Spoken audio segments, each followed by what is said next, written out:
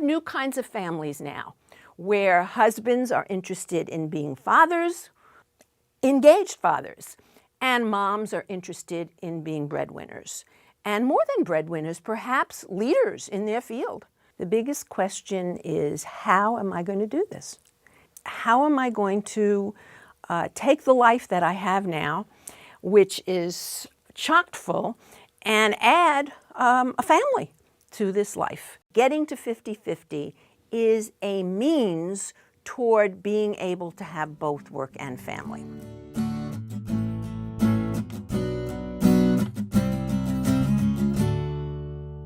I feel that economic concepts help people to focus the questions in a different way.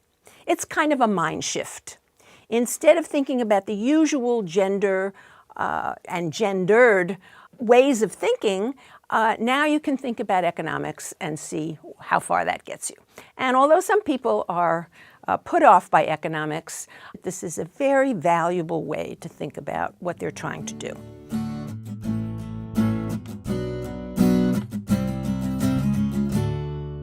The first concept is utility maximization. You can think of utility as well-being. It might be better to say maximize well-being, and that may sound very instrumental, but in fact, we're all trying to maximize our utility, maximize our well-being, make decisions to the extent that we can that help us to be happy and help us have a rich life. And so we all grow up doing that for ourselves, and then suddenly we're married or partnered in some way, and now we have a much more complex situation because we love the person that we're partnered with, and so they and their well-being become part of our own utility function. Now I have three relationships: myself, my husband or partner, and my marriage that I want to think about. Then I have a child. Now it's even more complicated. I have to think about my child's well-being. So how do I make decisions that are going to be useful and sensible and provide contentment for all of those realms? You want to maximize well-being for yourself and the ones you love. And you want to make decisions about your career and about your family that in the end maximize well-being. And this is hard because it's not just about the well-being for today or next week. It's about long-term well-being as well.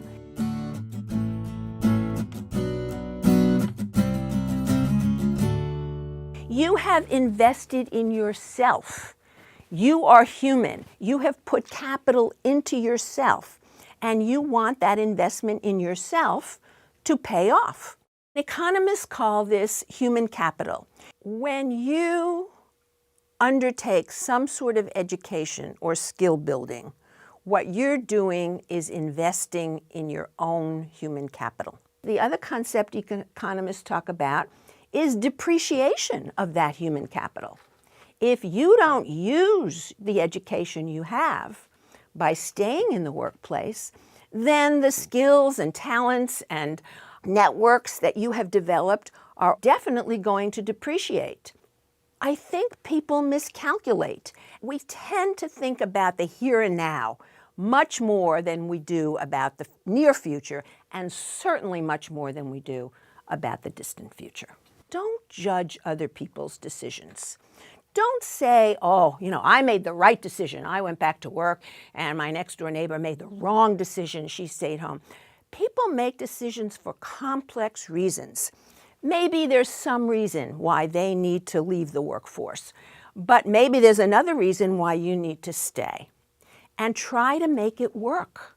It's not easy because our workforce has not been set up for parents.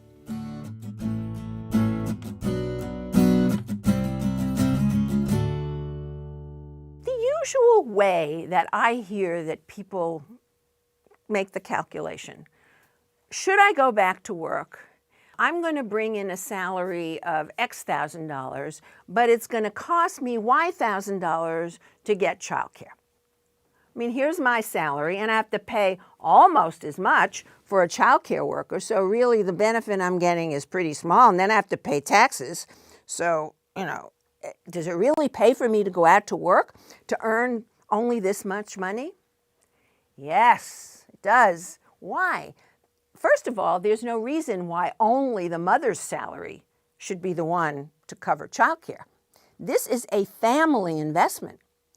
Childcare is only for a few years. After that, your child goes to school. You may need some after-school childcare. And that investment in those few years when your child is young is so important for the future of your career. The second piece of this is that it's very valuable for your spouse, for the father of this child, to be competent and learn to enjoy childcare. And, all the research says that fathers who bond with their children early on have a very strong relationship with them. Back to utility maximization, that's one of the joys of life. To be a father who is competent and loved by his children in a very personal and direct way.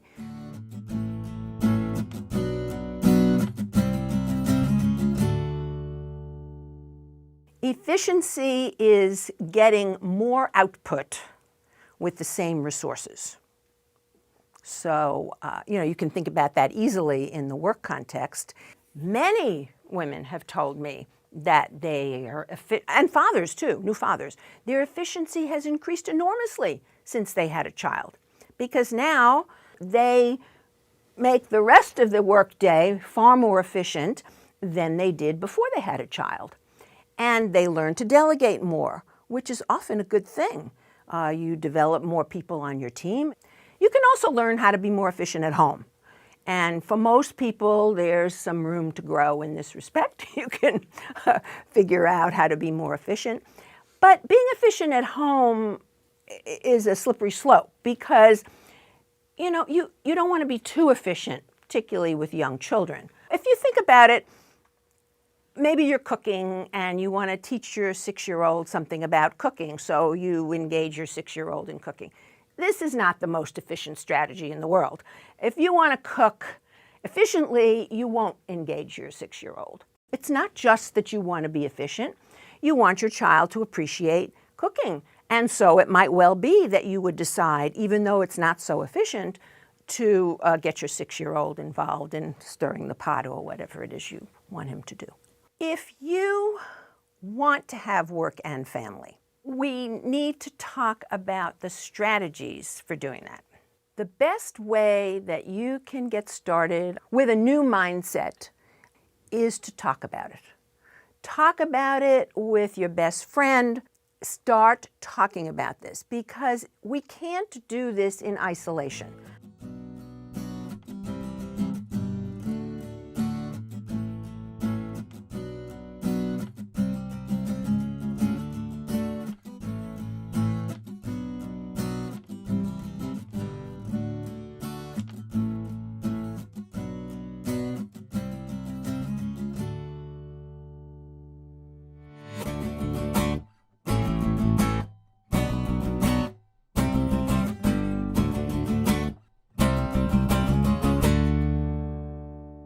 We're talking about partnership, we're talking about teamwork. These are skills that apply equally, whether you're a man or woman trying to pick the right partner, you're new parents, whether you're in a same-sex relationship or a heterosexual one. This is all about how do we stand in each other's shoes, how do we work together.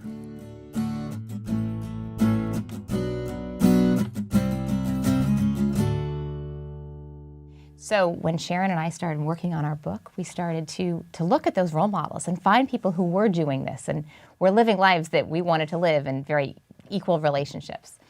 And we started talking to them, and what we found is the real key to those relationships was communication. Communicating a lot and honestly. So what I'm wondering is, how do I actually bring this up in a non-awkward manner, especially, do I bring this up on the first date? Is it that kind of conversation? Like, we're sitting there, a little wine, waiting for the breadsticks to come. Is that the moment? How is this not an awkward conversation? And how, if it is, how do I sort of ease into it? Like, what is the exact words that I should use to make this happen? Great question, Neva. I'm not sure it's the first thing I ever got to talk about on a date, but somewhere through the first glass of wine, it's kind of a fun thing to ask some questions. Be an anthropologist. Find out what is in the head of your date. I have never met a guy who didn't like talking about this stuff, who didn't like talking about how he grew up, what he thought of his parents, what kind of parent he wants to be, what he wants in his life. Just asking those questions, you learn a lot. Let's say I'm on a date and it's going really, really well. We're getting to know each other really well. What are some of the things that I should watch out for? Like, what could some of the deal breakers be? The guy who became my husband, when we first dated, I was really concerned because he said all sorts of things that sounded like red flags. And what I had to realize was it's very normal for people to just be on autopilot, to do what they think is normal unless they see there's a problem with it. And what we got from talking was figuring out that there might be a better way that we could both agree to. But there are markers you can look for, like, is he good at listening? Does he ask questions? Is he open to new ideas? Or is he kind of rigid? Those sorts of things are the kinds of characteristics you want in any partner, but certainly in a life partner. So we got some great advice starting out that we should have a weekly one-on-one, just like you do at work. Sounds really unromantic, but it turns out to be one of the greatest things we do in life, and it really brings us closer. So once a week, Sunday mornings, we get up and we cover everything from what's on the calendar to little things that either made us happy or bugged us. And you have to figure out, who has to travel on Wednesday? Who's got a business dinner? Do the kids have a sports game we need to go to? All that stuff needs to be there. The other thing, it's good on emotional stuff.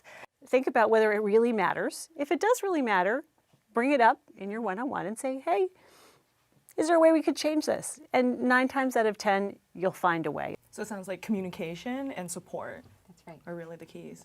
So you've gotten past the dating stage, you find yourself in a nice relationship, and you feel like you're both pretty much on the same page about the important things. But one day, you get home from work and there is a pile of dishes in the sink. And it seems as if he is expecting you to wash them. In that moment, you might feel a little less than happy. How do you resolve that without sounding like you're trying to start a big fight? It's just dishes, but there's no way I'm doing them. Good. It's all about the art of the deal. It's all about saying, hey, don't know how these got there, but if you wash, I'll dry. Or, I had a really tough day at work, but if you want to give me a back rub, maybe I'll help you out.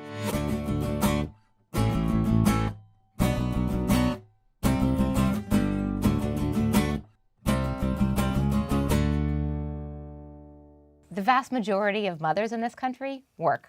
So our goal is to help those people who are both working and taking care of kids, both men and women, to do this more successfully. And that's what really 50-50 is all about. So I've been married for about 15 months and have a very full life with my husband. But we both work, and I'm out the door at 6:30 and I get back home at 7. And our life is just very packed. How do I fit any more into that life, including children? I guess the truth is that life's not going to be the same. And unfortunately, a lot of other things will have to go. Give up on perfection. Realize that good is better than perfect. And it will give you a lot more happiness in your life if you focus on that, because perfection is stressful. So instead, try to think about doing things well enough. And that really is going to save you a lot of angst in your life.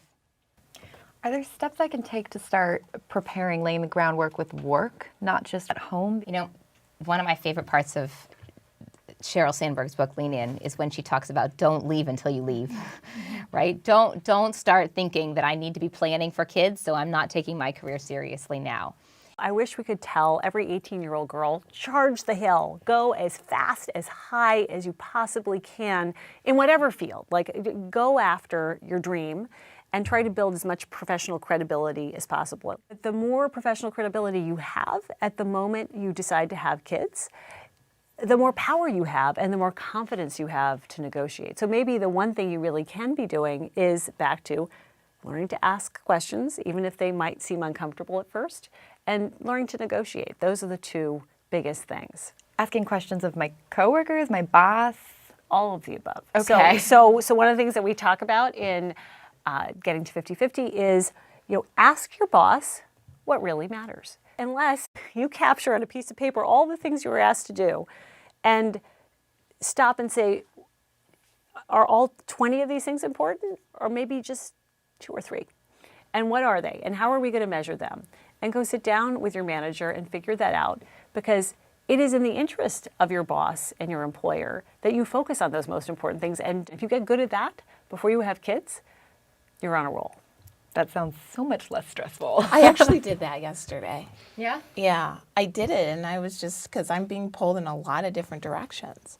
And I said, let's talk through. I mean, what's really important? Because I know that you're going to measure me, and so I'm asked to do this by finance, this by marketing. Are these really my responsibilities? I don't feel that they are. I want to make sure that we're on the same page. And he's like, no, this is, and so it like in practice, it really works.